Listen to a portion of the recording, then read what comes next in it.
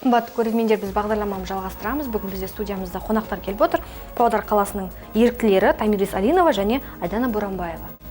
Бір сөзбен айтқанда, барша халықтың ықыласына алғысына бөленіп жүрген қыздар. Қош келдіңіз. Жалпы еріктілер дейміз. Еріктілер кімдер? Олар немен айналысады? Соған тоқталып өтсеңіздер. Себебі көрермендер көріп отыр, енді олар түсінбеуі мүмкін.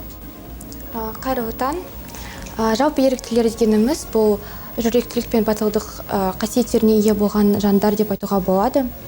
Біз әртүрлі жұмыстарға қатысамыз, қоғамдық жұмыстарға. Бізде жеңіс проектісі бар. Жеңіс проектісі дегеніміз ол Ұлы Отан соғысының ардагерлеріне көмектесеміз. Кенжекөл ауылындағы балалар үйіне көмектесеміз. Самал реабилитациялық орталыққа да барып жүретініміз бар. Жалпы түрлі бағытта жұмыс жасайсыз? Әртүрлі бағыттарға жұмыс жасаймыз. Өздеріңіз қашан келдіңіздер? Мысалы, Айдана, Алина, Тамирис, осы еріктілер тобына қашан қосылдыңыздар яғни? Мен 1 жылдай жүретінім бар.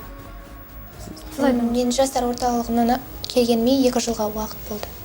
Яғни 2 жыл еріктісіз? Иә. Жалпы жұмыс ұнай ма? Сіз немен айналысасыз мысалы? Әлде негізгі жұмыстарыңыз сол қоғамдық жұмысқа қосылу, түрлі жобалар, акциялар қосылу ма? Енді былай жалпы айта өтсем, біз мүгедек жандарға, балалар үйіне, қарттар үйіне мерекелік іс-шараларды ұйымдастыруға көмектесеміз. Жан-жақтымыз. Жан-жақтысыздар, иә? Иә. Жалпы осы өткенде ғана өткен бір қайырымдылықтарыңыз бар ма? Иә, кеше өткізілді. Бүгін алғыс айту күніне орай кеше біз әлеуметтік еріктілер орталығымен бірлесіп, өзіміздің қолымыздан тәттілер жасап, жедел жәрдем бөлімшелерінің қызметкерлеріне, полиция қызметкерлеріне сол тәттілерімізді таратып алғыс айттық. Жалпы кешірім сұраймын, енді сіздер білесіздер білмейсіздер ме? Еріктілердің саны қанша қазіргі таңда? Біздің әлеуметтік еріктілер орталығында 100 адам бар. Қазіргі кезде. Сонда бір акция кезінде барлықтарың жұмыс істейсіздер ме, жоқ әлде? Біздің әртүрлі қызметтерге бөлініп, әр адам өзінің бір жеке жұмысына жауап беріп, бәріміз қатысамыз. Керемет. Жалпы енді осы алдағы уақытта қандай бір жоспарларды жоспарлап отырсыздар енді жұмыстарды берейікші? Қазіргі жыл бізде жастар жылы деп жарияланды.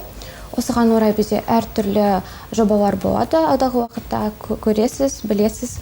Осы қазір бізде әртүрлі акциялар бар, иә. Кеше ғана біз осы жастар орталығымен бірге осы алғыстан бөлініп қалған жандарға осы біз өзіміздің алғысымызды, шексіз алғысымызды білдірген болатынбыз. Керемет. Жалпы ерікті болуға кез келген адам болуға ма, ерікті болуға, әлде белгілі бір жас шектеулер бар ма?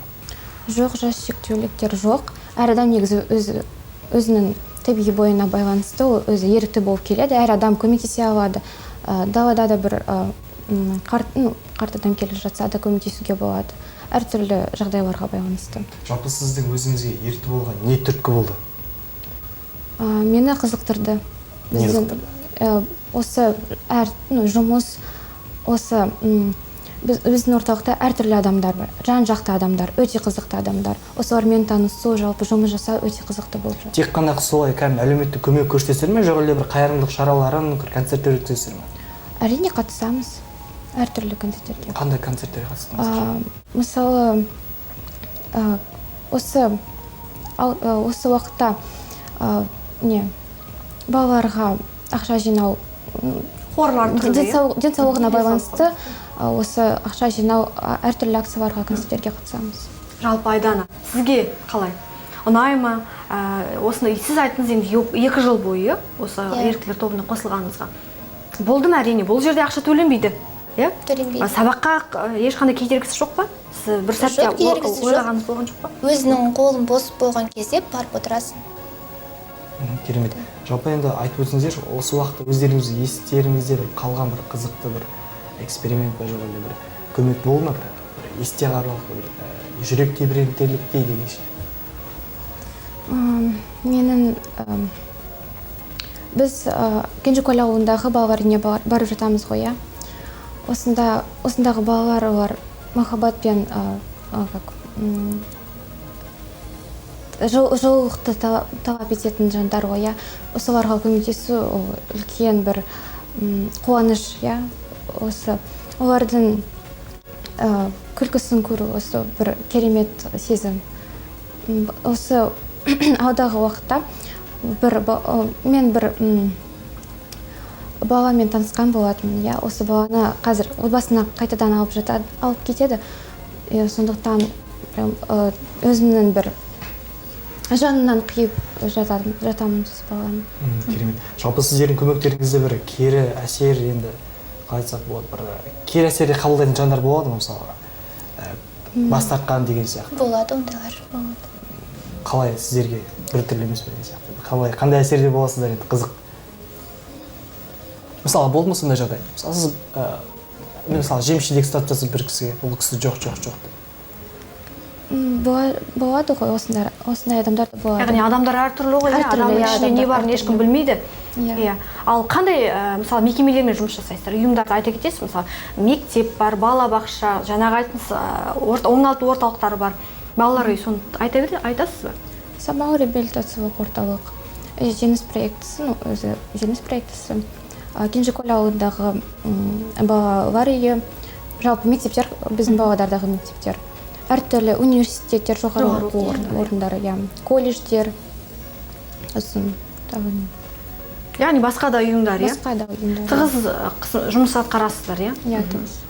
Жалпы жылдың соңында мәселен бәрін қорытындылау деген бола ма, есеп беру деген сияқты жұмыстар, әлде оған әлі сіздер қатысып көрген жоқсыздар ма? Жоқ, болады, әрине болады. Бізде желтоқсан айында, желтоқсан айында осындай үлкен бір іс-шара өткізіледі. Барлық облыстан еріктілер жиналып марапатталады. Қандай марапатқа ие болдыңыздар? Бұл кісілер жаңа ғана қосылды, менің ойымша, еріктілер тобына жаңа қосылды, сондықтан бәрі әлі алда, иә? Бәрі алда.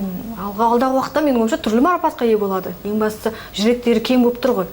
Бұл шараларға қатысқан, сабақты да, мысалы, сабаққа да көңіл бөліп, оның қоғамдық жұмыстарға да, мысалы, оңай шаруа емес Бекбол. Жалпы енді осы сабақ жөнінде айтып өтсек, қайда оқисыздар? Мен Павлодар педагогикалық колледж, Бейсен Ахметов атындағы. Сіз? Мен инновациялық Еуразия университетінің 3-ші курс студентімін. Сіздер студентсіздер? Иә, студент. Еріктілердің көбісі студент па? Иә, көбісі студент. Оқушылар да бар. Иә, біздің арамызда. Жалпы бір-бірлеріңізбен тығыз қарым-қатынастасыздар ма, әлде араласпайсыздар? Тек қана жұмыс барысында ғана? Жоқ, біздің арамызда өте жылы қарым-қатынас. Бір үйдің баласындаймыз. Иә, Жақсы, иә. бәріміз бір отбасымыз. Жалпы қыздар, осы сіздерге мысалы бір көмек, әлеуметтік көмек көрсетеміз дейді. Ойлар қайдан шығады? Сіздерге жастар бастамасы орталығы айта ма, жоқ әлде сіздер өздеріңіз ойларыңызды тастайсыздар ма? Осындай жандарға көмектесейік деген сияқты. Жалпы менің ойымша жастар бастамалар орталығынан басталады, иә?